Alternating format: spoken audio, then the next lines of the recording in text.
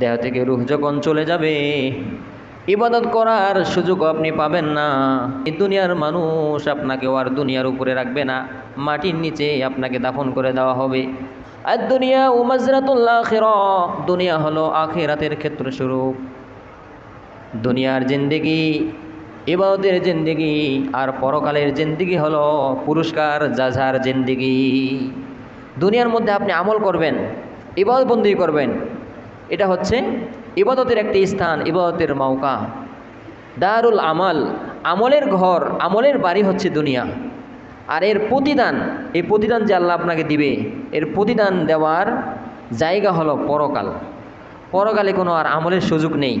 ওখানে শুধু আপনি যা দুনিয়াতে কর্ম করে আসছেন রেজাল্ট পাবেন।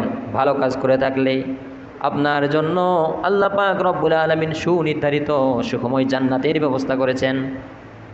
আপনার আমল যদি খারাপ হয়ে যায়, তাহলে দুনিয়ার কর্মফলের পরিবর্তে আপনি যা করেছেন এর প্রতিদান স্বরূপ আল্লাহ পাক রব্বুল আলামিন জাহান্নাম রেখে দিয়েছেন। জান্নাতে যাবেন না জাহান্নামে যাবেন, সেই প্রশ্নগুলো, উত্তরগুলো আল্লাহ পাক রব্বুল আলামিন দুনিয়ার মধ্যে ছড়িয়ে দিয়েছেন। আমরা যদি বলি যে আমরা জান্নাতে যেতে চাই, আল্লাহর হুকুমগুলো ফলো করি, জান্নাতে যাওয়ার রাস্তা পেয়ে যাব। আর যদি বলি জান্নাতে যাওয়ার প্রয়োজন নেই, সেটাও আপনার কাছে আল্লাহ ওপেন করে দিয়েছেন সব কিছু।